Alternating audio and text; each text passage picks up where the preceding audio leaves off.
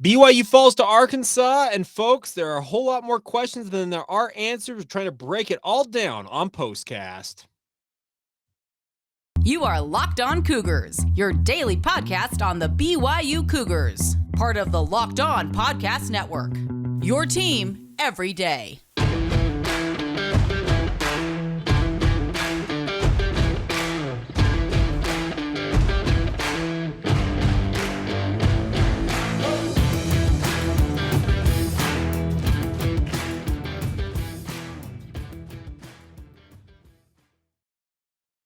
What's up, everybody? I'm Jake Hatch, your host here on Locked On Cougars. Thank you for making us your first listen of the day. As always, this is a special edition we like to call Postcast, coming to you after BYU falls Saturday afternoon, 52-35 to the Arkansas Razorbacks.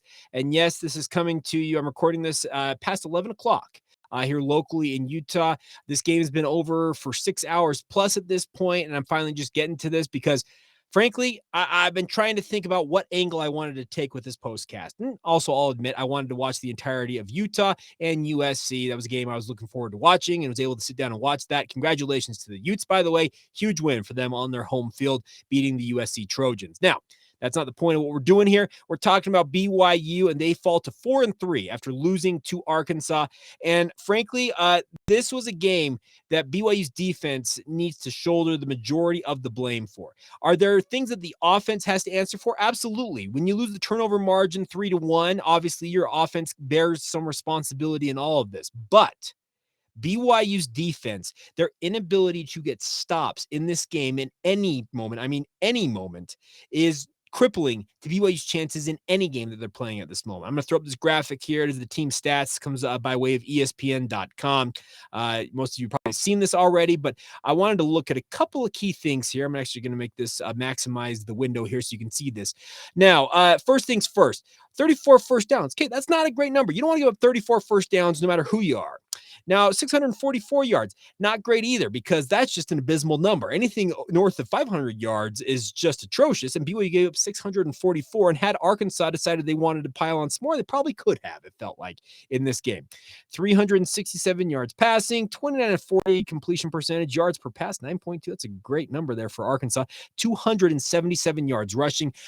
Many of you will recall in the keys to the game leading up to this one, I felt like BYU were able to keep Arkansas around 150 yards rushing. That have a chance in this one. Well, what do the Razorbacks do? Oh, they go out there and darn near double that number. They ran 82 total offensive plays for Arkansas, and about as balanced as you possibly could have hoped for in this game. But there is one glaring number that, if I'm a BYU defender, it's just atrocious. It's right here. 12 of 15 third down efficiency. That is meaning that Arkansas, out of 15 tries on third down, converted it for a first down 12 times. You know what that percentage is? 80%, folks. The number over here for BYU, looking at this, 7 of 13 right there, just north of 50%. If you're anywhere north of 50%, you're considered downright elite in college football. That's for a season and in a game. That number, 50+% on your third down conversions, is considered, I mean this, elite. You are like a top 10 in the country, if not top 5, with that number of 50% conversions. 12 of 15, what is that? Superhuman? Are we talking, is this Superman out here? That's what Arkansas, they were just impossible for BYU's defense to get a stop in this game. And that's what cost them in the end with a 52-35 loss, their inability to get off the stinking field. Now, you go back, maybe recall that Notre Dame game, BYU had the same issue. It was actually just over 68% for Notre Dame in that game. I think there might have been one third down conversion late in that game against Notre Dame that actually pushed that percentage down south of 70%. But if you combine the two, BYU in the last 2 weeks has given up 23 of 31 third down efficiency, or third down conversions in the last 2 games against Notre Dame and Arkansas, obviously both games that they lost. You know what that percentage comes out to, folks? 74.2%. Darn near 3 out of every 4 third downs that a BYU opponent has faced in the past 120 minutes of game action, they have gotten a first down on. It feels like in this circumstance right now, if BYU's defense plays first and second down, maybe gets, let's say they get 2 sacks, and it's a second and they get first down, they get a sack, and they get a tackle for loss on second. And let's say it's a third and 22. Do any of you think that BYU's not going to give up the first down in that circumstance, because it feels like that's how bad things have gotten for this BYU defense. And I'm not trying to come on here and say the BYU defense is completely awful. They need to have a coaching change, because that discussion is something we still need to discuss. And we're going to get to that in just a moment. But that number, the 12 of 15 on third down conversions, you're not going to win any game, it feels like. I'm serious. You could probably do that against Utah Tech. Let Utah Tech hold the ball, have 15 chances at third down, and let them convert it on 12 times. And I'll guarantee you, Utah Tech's going to be in a ball game with BYU. And Utah Tech, by the way, no offense to the guys down there in St. George. Paul Peterson's doing a fine job trying to build up that program, but they don't belong on the same field, frankly, as BYU. But if you're going to allow a team, let's say like Arkansas, to be 12 of 15 on third down, any opponent, I don't care who it is going to be in the mix with you in that game. BYU's offense, frankly, did not lose this game. They came out, by the way, slow starts for offense, not an issue in this. Jaron Hall came out firing. He ends up with 356 yards passing. And had he not had some of those turnovers, he may have gone for 400, 450. Who knows what he would have gone for in this game? Who knows if BYU gives him some extra possessions by getting some stops, what he might have done for BYU's offense. The running game, not so good. Still just 115 yards rushing. They had their moments early on that second half. Christopher Brooks, like he was starting to get on a roll, but Arkansas adjusted to it and shut that down in the fourth quarter. So BYU, it's just, if it's not one thing, it feels like it's another right now. That's probably the best way to put it for BYU. Think about this. Going back to the Notre Dame game just for a moment.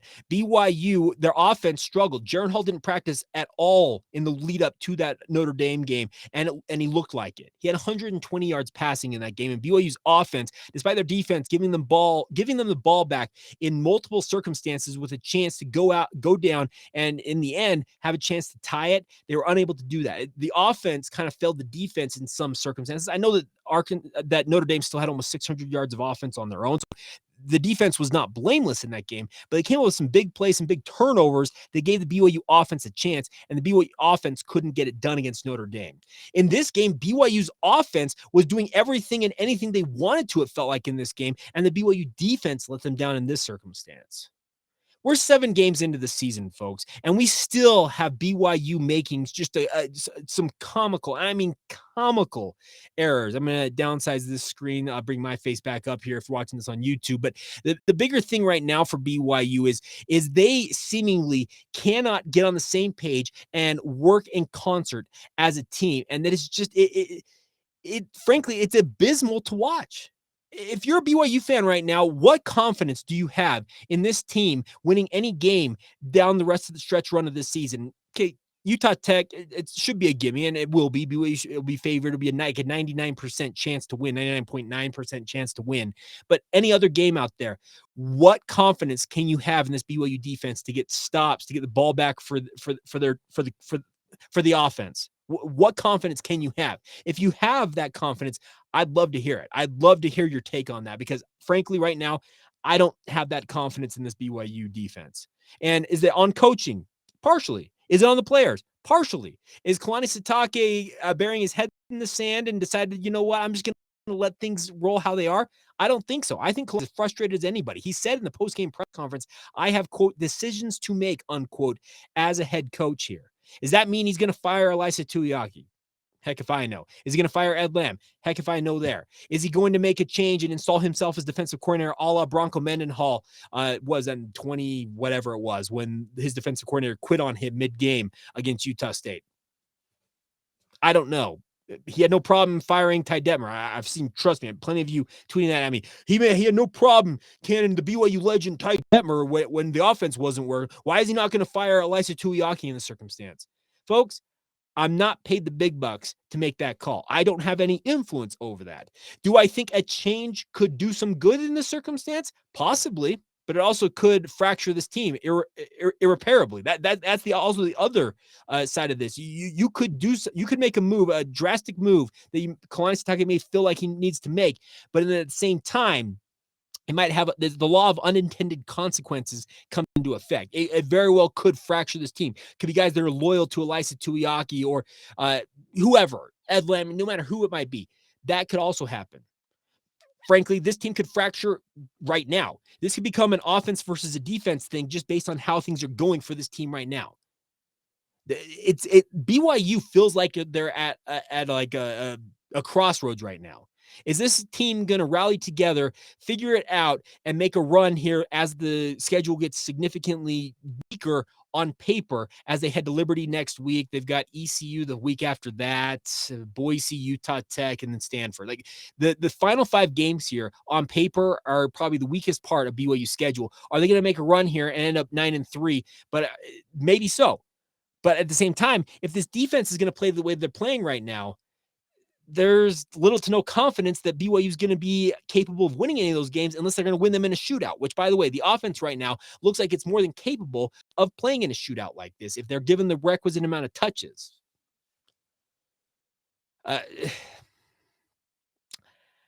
Frankly, I'll be stunned Monday if Kalani Sitake sits down for his press conference on Zoom with us in the media and says, "Folks, I've made a decision. I've decided to relieve Elisa Tuiaki, Ed Lamb. Blah, blah, blah. I've decided to make a drastic move." I frankly do not think that is going to happen. I'll be honest. Do I think it could and should and whatever? I don't think it's going to happen. I could be wrong, and I'd be happy to eat crow if that very much is the case. But I think that Kalani Sitake, he just wants to see his team figure it out. Are they going to figure it out? I don't know. I'm an armchair analyst, folks. Many of you tune into this looking for me to spit hot takes and to make you the smartest BYU fan out there. I'm doing my best, but frankly, right now, I just don't know. There are so many things going on with this team that are just head-scratching, baffling, just wonders of the universe type stuff. The 4th and down that BYU went for in that game, you know that there wasn't a play called? Yeah, Kalani Sitake said that in the postgame. He said there was no play called, and Joe Tukuafu, who's in at center in replacement of Connor Pay, decides inexplicably to snap the football. Jaron Hall wasn't ready for it. He was barking out calls, trying to get Arkansas to jump off sides. They had literally had no play call. There's no play called. And what does Joe Tukuafu do? Oh, I got to snap the ball. And he snaps the football. How? You had darn near 5 minutes on that sideline talking about it during a media timeout after they reviewed the spot of Jaron Hall's scramble that appeared to have a first down. They decided it was a half yard short, and you had that entire time to talk about it. You don't make a call, and what does Joe Tukuafu do? He snaps the football. How? How do you do that? Then they have a chance. Tyler Batty gets a clean break, a clean look at KJ Jefferson, and has an opportunity for a gigantic sack. They would have been punting the ball. It was a 3rd down, I'm fairly certain. What does he do? He goes high, gets shooken off by a 240-pound behemoth in KJ Jefferson. Oh, by the way, then 2 other BYU defenders have a chance to get the sack. They can't get him on the ground. KJ Jefferson completes the pass, which goes for a first down. Those 2 plays were kind of the epitome of just of how things went in this game against Arkansas for BYU. This is a BYU squad that I'm not 100% certain has the player leadership it needs. I don't think necessarily the coaching is up to snuff right now for BYU. The schemes definitely aren't up to snuff right now. They're just not matching up the way they need to. There are guys playing out of alignment. There are guys trying to play hero ball, make a play on their own. There are so many things going wrong for BYU right now, especially on the defensive side of the football, that frankly, I don't think just a coordinator switch is going to fix all of it. That good enough for you? Because that's where I sit right now. I just don't see a way forward that you make this one move and suddenly all is well in Cougar land. I think there are bigger issues at play. There are more. All of the things for BYU, if you're watching on YouTube, I've got my hands crossed here. There are so many interconnected pieces to all of the issues BYU has right now that I don't think, like I said, one move. So removing Elisa Tuiaki from the equation, I don't think that clears up all this other stuff over here. Maybe it could, but I just don't see that happening because coaches coach, players play. And right now, BYU's defensive players, they are playing out of alignment, out of assignment. They are playing downright lazy football at times. There's other times where they're completely unawares, apparently, of down and distance type side. It is baffling to me how badly things are going for BYU right now. And like I said, I wish I had answers for you guys. I'm going to watch the film of this game. I'll break it down for you on Monday, what I took away from it. But there are so many issues. I mean, glaring issues, simple and complicated type stuff that, like I said, I don't think simply put canning, axing, whacking, making a change at the top of your leadership structure for the BYU football program, whether it's your defensive coordinator, your assistant head coach, or anybody else. I don't think that is the perfect solution for all of this. Could it be? Absolutely. But there are other factors at play here that I think that a coordinator switch or whatever, head coach stepping in, a la Bronco Mendenhall, if Kalani Sitake steps in and takes over the defense, a coach can say what he wants, but the players have to go out there and make the plays out there on the football field. And what did BYU's defense do? Well, they gave up 644 yards, and on third down, they looked like they couldn't stop anybody. Like, I could have played for Arkansas in this game, it felt like, and converted to the third down. It's not good enough right now. And BYU, this is supposed to be Power 5 caliber football that BYU's playing, and they ain't playing Power 5 caliber football on defense, especially. It looks like they're playing peewee football out there. It's just it's just not good enough. I keep saying that over and over again, and I've said it too many times this year. And frankly, there's 7 games into this season, and Kalani, his coaches can say that we got to clean this up. We got to play with more discipline. We just got to play cleaner football. Okay, great. You can say that all you want, but who out there is watching these football games feeling like progress is being made? It seems to be, if it's not one thing, it's another. And in many ways, it's not something different. It's just the same issue that pops up time and time again. You think you're clearing that up, all of a sudden it's like the Hydra that grows another head and it's right back in your face, and it's not good enough. It just, I've been blathering for nearly 20 minutes on this right now, and I don't think I've gotten anywhere but just kind of tying myself into a pretzel or into knots, trying to wiggle my way out of this conundrum that is the BYU defense. We'll get to your comments. We'll talk about that. We'll wrap up with some comments from you guys on social media. Postcast rolls on. Before we do that, let's talk for a minute about our friends over at BetOnline. Now, I can tell you this much. BYU may not be doing well on the gridiron, but you can be a winner when it comes to our friends over at BetOnline, as they are your number one source for all your football betting information this season, my friends. Find all the latest player developments, team matches, news, podcasts, and in-depth articles and analysis on every game that you can find out there, both in the NFL and in college football, even if BYU might be breaking your heart. But the best part is BetOnline remains your continued source for all of your sports wagering information, with live betting and up-to-the-minute scores for every sport out there. I have a dear friend out there who says that I bet against BYU because even if they lose, I still win. That's not a bad philosophy to have. So give it a shot, my friends. It is the fastest and the easiest way to check in on all of your favorite games and events, including Major League Baseball, MMA, boxing, and golf. Head to betonline.net or use your mobile device to learn more now. That's BetOnline, where the game starts. All right, thank you once again for making Locked On Cougars your first listen of the day. Let's throw up our window here of our tweets coming in to both my Twitter account, Jacob C. Hatch, and Locked On Cougars. Our good friend Blair Red. This was his reaction to the game. BYU just not fast enough. And by the way, Arkansas, really, really fast. Rocket Sanders, his first name Raheem, but he goes by Rocket. He lived up to his billing on that 64-yard touchdown. He just absolutely took off and was off to the races. Daniel Haslam, the SEC is the real deal. Not a bad take there. Caden Peterson, our offense is one of the best in the country. If our defense could get 1 to 2 stops a quarter, we'd beat almost anybody. Not a bad take there. I like that, Caden. And by the way, Caden, I know you said you wanted to come on the podcast. We can work on that. We'll see what we can do. He's at Caden JP, as you see on social media there. Daniel Haslam before that, at Dan Haslam, and then Blair Red at Coach Blair Red. Jay Bingham at Jay Bings 3 says zone coverage is not working. DBs are not executing on it. Eyes are stuck in the backfield. You're not wrong there, Jay Bingham. The BYU's secondary and the linebackers, the middle of the defense is supposed to be like where guys fear going across the middle, and it just looked like a pillowy, soft cushion for Arkansas to throw across the middle. They were completing pass after pass across the middle. That was frankly abysmal. Just yet another thing that BYU's defense is struggling with right now. All right, next thing, Mojo, our good friend over there in the sandbox. What else is there to say? If Kalani doesn't make some changes in his coaching staff, he'll lose the fan base. It reminds me of what happened with Ty Detmer.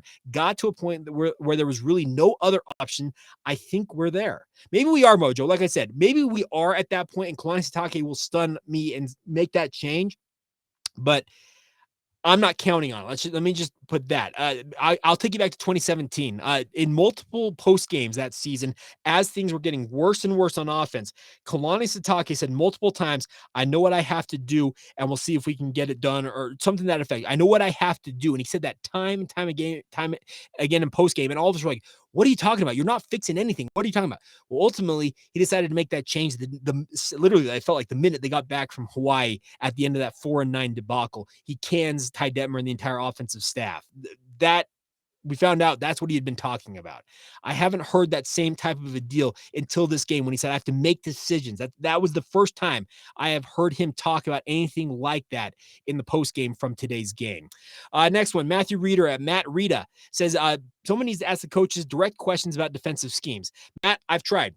I think some of my compatriots in the media sphere at BYU have tried to ask the coaches about the defensive schemes, but they are giving you frankly, they're going to give you coach speak answers. They're going to talk around it in circles until they quote unquote give an answer without actually giving an answer. We'll press them some more, but we'll see what we can do. JT Lamro at JT_Lamro says the defense sucks, man. 12 of 14, ended up 12 of 15 on third down for Arkansas is abysmal. So many players just are not good enough. I feel like you could blame the coaches and schemes so much, but these guys just need to play and it's not happening. Big 12 is going to be rough if nothing changes. JT, I think that's why you said it about as well as I could. I took 20 minutes to get there. I think he named it. I feel like you could blame the coaches and schemes so much, but these guys just need to play and it's not happening. There is a component to all of this, my friends, that BYU their defensive players just need to go out there and play football.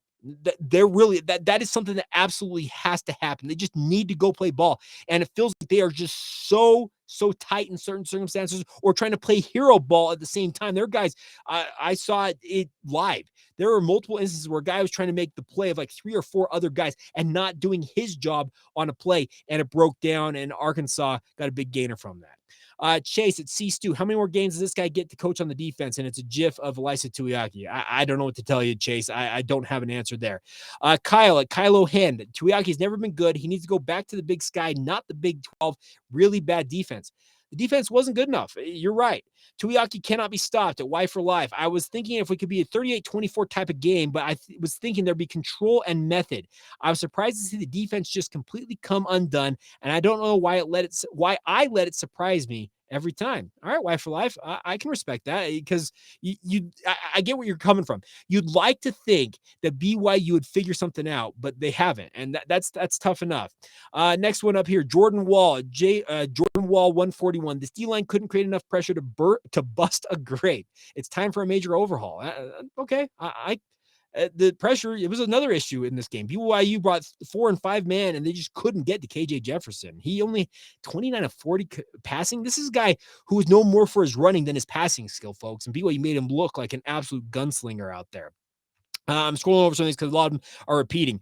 Nate Slack, Arkansas finished with 644 yards of offense, converted on 12 of 15 third downs. It was a new week. Same story for BYU's defense. It's time to move on from Tuiaki. Nate, I love you, my man. I get what you're saying, but like I said, if I'm a betting man on if Elisa Tuiaki is fired this time Monday evening, I'm betting that he's not. That's just me. Nick Chadwick, if all the questions asked by media to Kalani, maybe one for Hall's shoulder, aren't about Tuiaki, then the media is failing us as well as our defense. The last 2 games, opposing teams are what? 28 of 32 on third down. It's 21 of 32, but whatever. It was not 74.2%. That might be the worst average ever by any defense in any league. I'd be hard pressed to disagree with you there, Nick. All right, scrolling up, see some other ones here. Craig G26. Kalani's BFF is no BFF of mine.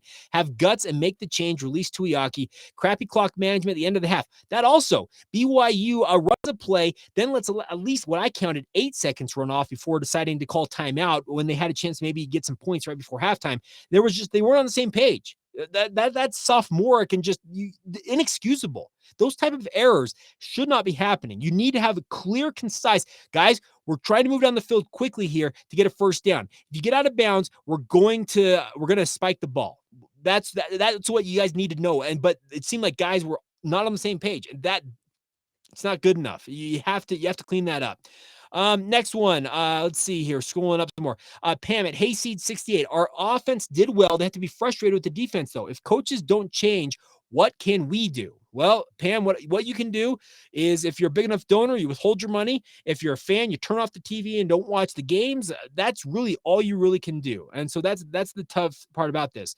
Laney Beatty at Laney Beatty says, I'm a longtime listener of the podcast, but I've never posted any thoughts on Twitter, but it's time for me finally to say something. The defense in this game was a joke with the clown face emoji. This kind of defense is just not going to work next year in the Big 12. Laney, thank you. Sincerely, thank you for listening to the podcast. I love when folks like you sound off because I know that it took a lot for you to say that, but you're right. It's not good enough. It's not going to work in the Big 12. There's no doubt about that. All right, next thing. Jeff Henor, our good friend down there in Atlanta. Our defensive line is worse than I thought. We're not ready for Big 12 football. Jared and Puka should come back next year. Eyes emoji.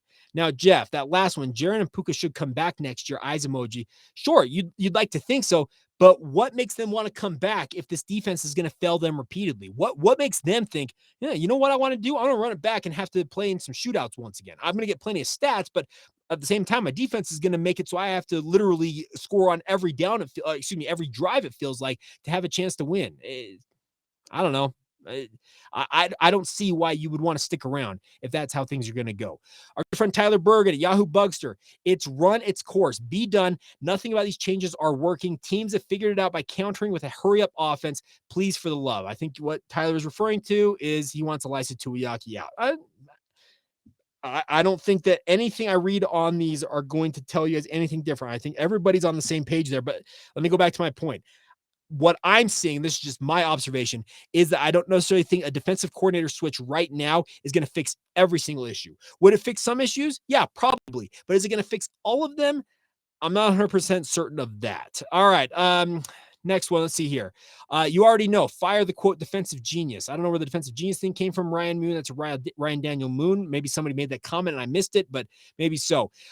Tyson Davis right here. Game flip when you go for it on your 35 when you're up. This isn't an NCAA video game where you're in your friend's basement where you aren't allowed to punt. And why in heaven's name are you playing to prevent on 1st and 25? Play straight up and let them get second and a half first downs. Maybe I'm reading that wrong, Tyson, but your first part, when you flipped, when you on your own 35, but you weren't supposed to go for it. It was the center, the only guy who has control of the ball outside of the quarterback. There was no play called, and inexplicably, he snaps the football. Joe Tukuafu had the brain fart of brain farts and snapped that football and cost BYU big time. Big time in that one. All right, a couple other ones. Amber Roberts, we started bad with cringy pregame. The marching band stood there dead silent. We awkwardly waited for the late flyover. We did do that. It was about a 2-minute delay. The fans in the stadium screens couldn't sync up for our chants, and the rest of the day was just off. Hashtag BYU football, hashtag BYU Cougars. All right, Amber, okay. It did seem a little awkward because the way they planned those out, those F-35s that flew over, they are supposed to be synced up that when the band is hitting its final note in the national anthem, they're supposed to fly overhead. That didn't happen. It felt like it was about 2 minutes before they finally showed up. So there was some timing issues. I actually saw a guy actually running along the sideline. I might have seen this on the western sideline who was wearing a headset. He's probably part of the game day operations staff who was running out to like center field, to midfield, where the conductor was at, and he kind of glanced up at him and like made a motion like, hey, you need to carry this out. I think that they knew that the Jets were late and they had not timed it the right way. So good times. All right, Preston and Corinne Arnold. Hey, Bama gave up 52 points today too, so we're basically like the same. All right, Preston and Corinne. I can respect that. That's actually made me chuckle. Jordan Naylor gave up the same amount of points as Alabama, so not too bad. Well, Alabama did lose to the number 6 team in the country in that loss to Tennessee. By the way, congratulations to the Volunteers. Huge win for them on their home field. They tore down the goalpost and threw them in the river. That was awesome. that aside. Next one. How come everybody on the coaching staff was worried about no added defensive line strength during the offseason? Literally everybody saw it but them. Now, that's a good one. So it comes from LV Coug. I assume that stands for Las Vegas Coug. Now, LV Coug, the thing about this is BYU's defensive line, if you look at just the roster numbers for BYU's defensive line, they have got a glut of guys on that roster, like actually more than their typical roster alignment for a defensive line. They have a ton of guys on that roster. The problem is, are any of them performing up to expectations? Frankly, not in this one, not in this game. They weren't. That's the tough part. All right, playoff BYU 4 Trey, a playoff bogey says, when does basketball start? Well, we're just under a month. Play BYU 4 Trey. I think we're like 23 days away. I'm done with 11 learning. Hold someone accountable. Number 2. Number 3. Tuiaki is not a Division I coordinator. Well, he is because he still holds that job, but I get what you're saying. Number 4, BYU made too many mistakes in every phase to win the game. Now, I agree with that because there were turnovers on defense. The special teams, though, outside of the PAT, which, by the way, went off the upright, the special teams actually wasn't necessarily super weak outside of that, but I get that actually affected. The groans were clearly audible up in the press box when Justin Smith pinged that off the upright. And by the way, they replaced him with Jacob Oldroyd at that point. Where's Cash Peterman? That's my question. And then number 5. From BYU 4 Trey. Defensive line recruiting has to improve to compete in the Big 12. Completely agree on that. The problem is, are the guys that are running BYU's defensive line recruiting the right guys you want to be recruiting there? That it would be Preston Hadley and or Elisa Tuiaki. Are they making the wrong evaluations? That is something that needs to be analyzed there. All right, a couple more things before we wrap things up. We're going way too long here. Matthew Detweiler, my main takeaway is that even though we suffered a bad home loss, BYU fans are entirely too negative. Interesting, Matt. Matt's a longtime listener. I know Matt well. I'm interested in that take, Matt. That's interesting here. You think BYU fans are just a little bit too much over the top? I don't know. It's interesting. Tanner Mortimer, how much money would it take to get Bronco Mendenhall in as a defensive coordinator at BYU? I'll ask around for donations. I'm going to venture a guess that it's going to take pretty hefty sum to get Bronco back in Provo. That's just me. Maybe I'm wrong about that. All right. And then final thing. Timothy Giblett. Is everyone going to give Kalani a pass on his horrible decision to go for 4th and 1 on BYU's side of the field? That's when the momentum turned. Well, Timothy, it wasn't Kalani who made the call because guess what? There was no call. It was just a brain fart of brain farts from Joe Tukuafu. Let's see. Last one here. Gecko Gekota from Gecko Gab saying that BYU will win games, go to a bowl, possibly with a 9-3 record. That means they'd win out. And is anybody predicting that right now? Probably not. But however, if the problems aren't fixed this year, there will be really big losses next year. Completely agree. It's a tough deal. And then Tanner Mortimer, final thing here, got scammed on BYU tickets today. It was the second worst thing of the day. Tanner, did you not be able to get in the game? I feel bad if that's the case. That's awful, but that's actually a pretty funny take for you to say that's the second worst thing of the day, meaning that I think you took the BYU loss as being the worst thing in this one. So there you go. Some of the takeaways from you out there in Cougar Nation, and trust me, that's frustrating. That's a frustrating loss, folks. I completely get all your frustration, and I apologize if I didn't get to all of your guys' takes. I would have gone on for darn near an hour had I read all of those tweets probably and reacted to all of them. But let me just say this. Thank you for your support of the podcast. Also, thank you for your support of BYU football. I don't think any of you, I think those of you who have this passion, like Mrs. Beatty, I don't know if you're married or whatever, for her to speak up on social media when she doesn't do that naturally, the passion for BYU football, it's undeniable, folks. And I know many of you out there, no matter how much you may be frustrated, unhappy, downright irate at what's going on with BYU, I know this about all of y'all out there. Y'all are some of the most passionate fans in this country, bar none, period, end of sentence, no questions.